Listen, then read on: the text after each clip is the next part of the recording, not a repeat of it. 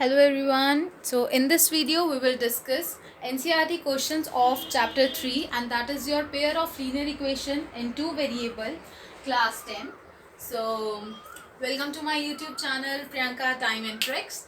So I have already summarized this chapter in which we discuss all the terms and method that how to solve the questions. So आप पहले उसे जाकर देखिएगा, फिर आपको NCERT questions आराम से आपको क्लियर हो जाएंगे, आपको समझ आ जाएगा आपने इस टॉपिक पर ऐसे अगर क्वेश्चन आएंगे तो आपने कैसे डील करना है, right. So without taking much time let's get started. तो सबसे पहले आपका क्या है, एक्सरसाइज 3.1। ये बहुत लेंथी चैप्टर है, तो मैंने मतलब पहले जब समराइज किया था सारे टॉपिक डिस्कस कर चुकी हूँ। आपने एक क्वेश्चन को कैसे डील करना है, एक क्वेश्चन कैसे किस वे से कितने वे से आ सकता है, वो भी मैंने सारा डिस्कस कर दिया है। तो आप उससे भी जाकर एक बार देख लीजिएगा वीडियो, फिर आपको एनसीईआरटी में कोई प्रॉब्लम नहीं आएगी, ठीक है। तो आपका फर्स्ट क्वेश्चन है 3.1 का। Aftab tell his daughter 7 years ago, मैंने मेन पॉइंट लिखे हैं यहाँ पर, ठीक है। आफ्ताब ने अपनी डॉटर से कहा, Aftab tell his daughter 7 years ago. हाँ, इसमें आपको एक चीज़ याद रखनी है, कीवर्ड्स मैंने समराइजिंग में बताया था, यहाँ पर एक बार फिर से बता रही हूँ। अगो, जब भी आपको अगो आए तो आपने मतलब क्या, आपका फ्यूचर की बात हो रही है कि आपके पास्ट की बात हो रही है। तो अगो मतलब पास्ट, कि 5 साल पहले या 3 साल पहले क्या था, क्या हुआ था, ऐसा, ठीक है। तो अगो आए तो मतलब माइनस, बैक में बात कर रहे हैं तो माइनस होगा। और आगे हम वर्ड डिस्कस करेंगे, आपको मेन एकदम चाहिए कि नोट्स टाइप, तो समराइजिंग वाली वीडियो आपके लिए बेस्ट है, ठीक है। तो Aftab tell his daughter 7 years ago I was 7 times as old as you were then. आपको बोला गया आफ्ताब ने, एक फादर है, सपोज करो मैं आफ्ताब और मेरी एक डॉटर है, this my daughter and I am Aftab. तो आफ्ताब ने अपनी डॉटर से कहा कि 7 years अगो, 7 साल पहले, ठीक है, 7 years ago I was 7 times, वो आफ्ताब मतलब मैं, I was 7 times as old as you were then. जब जितने साल की तुम वहां थी ना, उसका 7 टाइम करो, तब मेरी पिछले 7 साल की एज आएगी। क्या बना इसका, आपको पहले मतलब आना चाहिए कि 7 years अगो मतलब 7 साल पहले जो आफ्ताब की एज थी, वो हम कैसे निकाल सकते हैं, उसके डॉटर की, वही 7 साल पहले, उसके डॉटर की 7 साल पहले जो एज थी ना, उसका अगर आप 7 टाइम्स करोगे तब उसके आफ्ताब की एज आएगी। कौन सी वाली, वही 7 years अगो वाली, ठीक है। इसका ये मतलब हुआ। उसके बाद उसने क्या बोला, also 3 years from now, also 3 years from now. तो फ्रॉम नाउ में मतलब आपका कौन है, पास्ट है कि फ्यूचर है। तो फ्रॉम नाउ मतलब आगे, अभी जितना उससे 3 साल बाद या 5 साल बाद। तो इसमें हम फ्रॉम नाउ में प्लस होता है और अगो में माइनस होता है, ये याद रखना, ये कीवर्ड्स हैं, ठीक है। तो आपको बोला 3 years फ्रॉम नाउ, आज से 3 साल बाद, I shall be 3 times as old as you will be, कि Aftab 3 times, 3 times means multiply, 3 गुना बड़ा होगा, किससे, उसकी डॉटर से। मतलब जितनी 3 साल बाद उसके डॉटर की एज होगी ना, उसका हम 3 टाइम्स करें तो उसके आफ्ताब की एज आएगी 3 साल के बाद वाली। क्लियर। क्वेश्चन समझना बहुत इंपॉर्टेंट होता है, 10th में आई गेस आ ही जाता है क्लियर, बट किसी को प्रॉब्लम आती है तो ऐसे समझा करो, कीवर्ड्स पे फोकस करो और उसको कन्वर्जन करो कि ये क्वेश्चन हमें क्या कह रहा है, क्या बताना चाह रहा है, ठीक है। तब आपका सॉल्यूशन बहुत आसान होगा अगर आपको क्वेश्चन आ गया। तो आप बोला let the percentage of Aftab, आपको बोला आफ्ताब की प्रेजेंटेज हमने लेट कर ली, क्योंकि हमें ये पता नहीं है ना कि आफ्ताब की प्रेजेंटेज क्या है। आपको बोला कि 7 years अगो, अगो की बात करी और आगे की बात करी, बट प्रेजेंटेज क्या है वो नहीं पता हमें। तो हम हमेशा क्या लेट करते हैं, let the percentage of Aftab. Aftab की प्रेजेंटेज आप लेट करोगे एक्स और उसके डॉटर की वाई, क्यों, क्योंकि आप 2 वेरिएबल में डील कर रहे हो। तो एक एक्स हो गया और एक वाई हो गया। अब आपको सबसे पहले क्या बोला था, 7 years अगो, अगो मीन्स माइनस, तो 7 साल पहले। तो अगर उसके अभी की एज, सपोज करो आपकी एज अभी 20 साल है, 20 years के हो आप, तो आपकी 2 साल पहले कितनी होगी, 20 माइनस 2 करोगे ना, 2 साल पहले, तो वो आ जाएगी 18। तो आपने क्या करना है, प्रेजेंट एज में जितना आपको डिफरेंस पूछा गया कि 7 years अगो, तो अभी प्रेजेंट एज में आप 7 माइनस कर दोगे। तो age of Aftab x minus 7, x क्यों, उसका प्रेजेंट एज है, और कितने साल बैक हमने जाना है वो आपको ये दिया हुआ है, ठीक है। तो आफ्ताब की x माइनस 7 और उसके डॉटर की y माइनस 7, क्यों y, क्योंकि उसका प्रेजेंट एज था, ये हो गया। उसके बाद अब आपकी इक्वेशन बनाने की बारी आती है। तो आपने सबसे सिंपली याद रखना है कि जो छोटा होता है ना, जहाँ कमी होती है, ठीक है, हम आफ्ताब और डॉटर की बात करते हैं, तो फादर बड़ा होगा कि डॉटर, ऑब्वियस सी बात है फादर बड़ा होगा, राइट। तो आपने डॉटर में मल्टीप्लाई करना है। जहां कमी होती है ना, जो छोटा होता है एज में, एजेस वाले में याद रखना, जो छोटा होता है एज में हम उससे मल्टीप्लाई करते हैं। क्लियर? तो आपका क्या है, एज ऑफ आफ्ताब, पहले तो हमने इक्वल टू में लिख देना है कि age of Aftab and age of his daughter, और दोनों की लिख दी। अब हमने 7, क्योंकि उसने बोला था I was 7 time as old as, तो 7 आपने कहाँ मल्टीप्लाई करना है, जो छोटा है। छोटा कौन है? फादर की डॉटर। तो ऑब्वियस सी बात है, आप डॉटर में मल्टीप्लाई करोगे। क्लियर? तो अब आप यहाँ पर डिस्ट्रीब्यूटिव प्रॉपर्टी लगा दोगे और आपकी इक्वेशन आ जाएगी। बहुत सिंपल है, आप देख लो। ठीक है, अब नेक्स्ट आपको था ये एक फर्स्ट लाइन का आपका सोल्यूशन ये आ गया। ऐसे ही आपने नेक्स्ट लाइन का बनाना है कि 3 years फ्रॉम नाउ, 3 साल बाद। तो आपने क्या लिखोगे, 3 years from now age of Aftab x plus 3, क्योंकि फ्रॉम नाउ में हम प्लस करते हैं, और एज ऑफ डॉटर कितनी आ जाएगी, y प्लस 3। ठीक है, दोनों को इक्वेट कर दो और कहाँ मल्टीप्लाई, डॉटर में, क्योंकि वो क्या है, छोटी है। तो डॉटर में कितना करना है, 3 टाइम्स। देखो टाइम्स मतलब ये मल्टीप्लाई करना है, 7 टाइम्स, तो 7 मल्टीप्लाई करना है। ठीक है, तो आपने ये मल्टीप्लाई कर दिया डॉटर वाली से, आपकी इक्वेशन बन गई। जब दोनों इक्वेशंस बन गई तो बस आपने क्या, इसको क्वेश्चन में आपको बोला था कि एल्जेब्रिकली और ग्राफिकली शो करना है। तो हमने एल्जेब्रिकली तो आई गेस कर लिया है ना, एल्जेब्रिकली हमने इक्वेशंस बना ली। अब ग्राफिकली दोनों इक्वेशंस के पॉइंट निकालो और ग्राफ में प्लॉट कर दो। अभी हम डिस्कस करते हैं। अगर आपको ये आ गया तो जल्दी, अगर आपने किसी ने नोट करना है तो please make a note here, फिर आगे बताती हूँ मैं।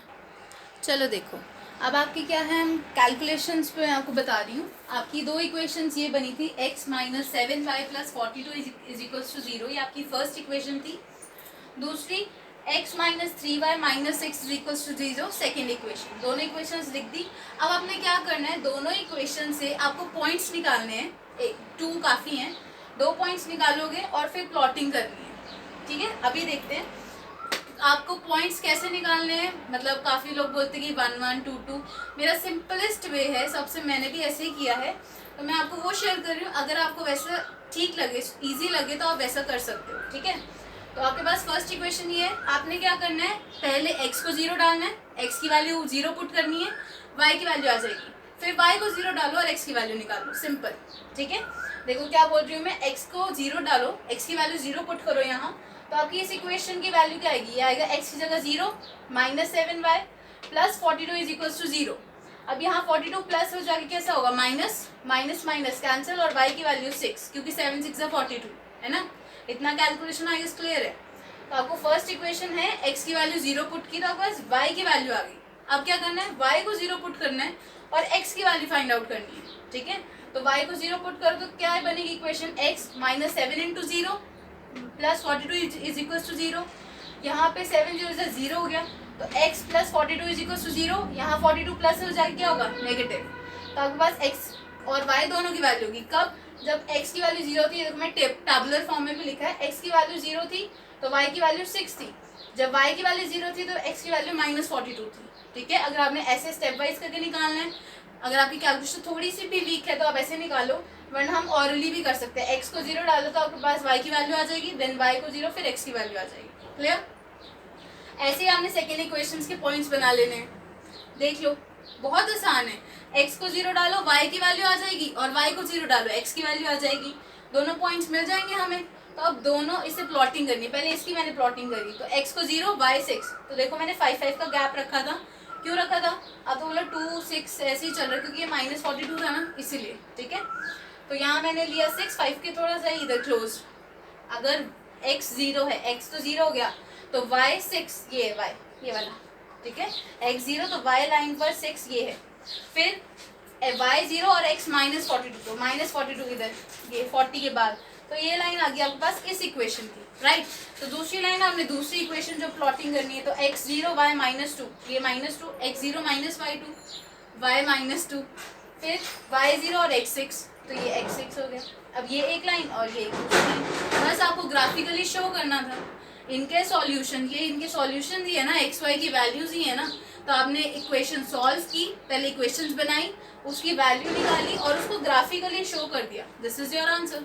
ठीक है, ग्राफ मेन देख लेना, इसमें कोई गलती नहीं होनी चाहिए, कोई डाउट नहीं रहना चाहिए आपका। अगर कोई प्रॉब्लम है कमेंट कर मुझसे पूछिएगा ज़रूर। ठीक है, if anybody wants to make a note here, please take screenshot of it और मेक अ नोट। फिर हम सेकंड थर्ड करते हैं जो कि सिमिलर क्वेश्चन हैं। Your second question, the coach of a cricket team by 3 bats and 6 balls for ₹3900। आपने मतलब मेन फोकस करना अपने मैथमेटिकल टर्म्स पर, ठीक है। इंग्लिश हम नहीं पढ़ रहे हैं यहाँ पर, मैथ पढ़ रहे हैं, राइट। तो आपने एक कोच ने क्रिकेट टीम के, उसने 3 बैट्स लिए और 6 बॉल्स लिए, कितने कॉस्ट में, इतने कॉस्ट पर, ठीक है। इन सब टोटल मिलाकर ये आया, राइट। दूसरा उसने बोला कि later she buys another bat and 3 more balls of the same kind for rupees इतना। आपने एल्जेब्रिकली और ग्राफिकली शो करना है। तो देखो सिंपल सी इक्वेशन है, यहाँ पर आपको कॉस्ट दिया हुआ है ना, 3 बैट्स और 6 बॉल्स का टोटल मिलाकर आपने इतना कॉस्ट स्पेंड किया। तो आप रिलेट कर सकते हो कि एक बैट का कॉस्ट और एक बॉल का कॉस्ट कितना होगा, है ना। जब तक हमें एक का कॉस्ट नहीं पता होगा, हम इतने सारे कॉस्ट कैसे निकालेंगे, है ना। तो आपने सबसे पहले कॉस्ट ऑफ 1 बैट आपने एक्स लेट कर लिया और बॉल का वाई, आप बॉल का एक्स और बैट का वाई भी ले सकते हो, वो आपके ऊपर है, ठीक है। मैंने लिया तो आपकी इक्वेशन क्या बनेगी, अब देखो एक बैट का कॉस्ट एक्स है, तो उन्होंने कितने बैट लिए, 3 बैट्स, तो 3 बैट का कॉस्ट कितना होगा, 3x हो जाएगा। एक बॉल का कॉस्ट y है, आपने कितने बॉल्स लिए, 6, तो 6 बॉल्स का कॉस्ट 6y, और दोनों का मिलाकर आपने टोटल इतना स्पेंड किया, तो इक्वेशन नहीं बन जाएगी 3x + 6y = दिस, बन गई ना इक्वेशन।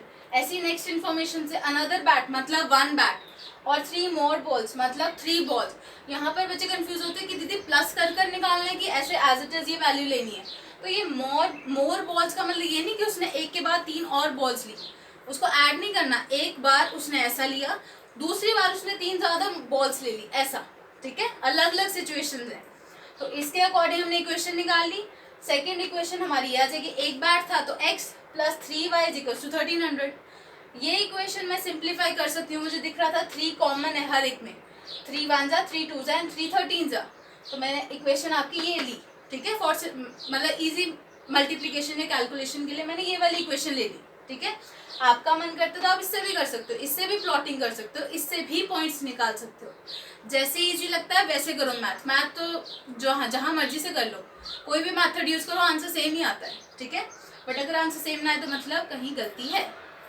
तो आपने ये मैंने इक्वेशन यूज की, अब आपने क्या करने, पॉइंट्स निकालने, x को 0 पुट करो तो y आ जाएगा, y को 0 पुट करो तो x आ जाएगा।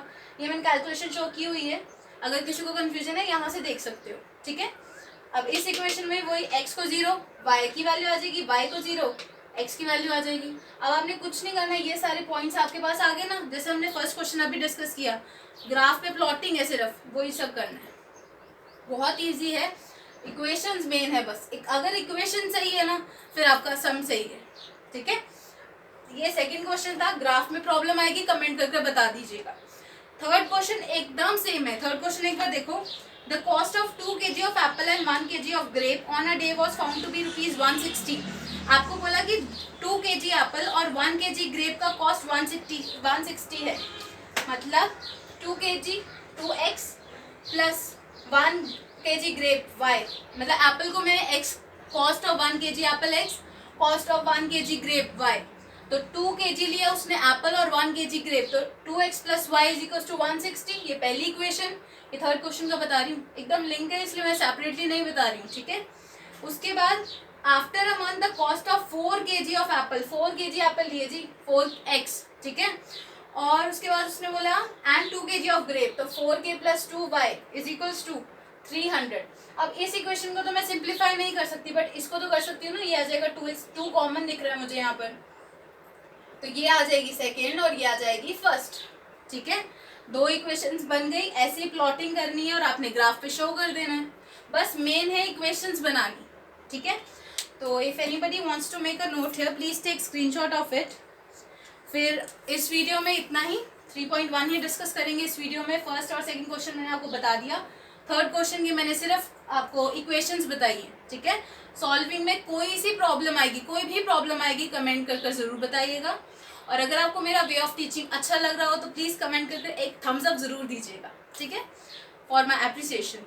सो हम नेक्स्ट वीडियो में जल्दी मिलते हैं, तब तक के लिए take care, bye bye, thank you.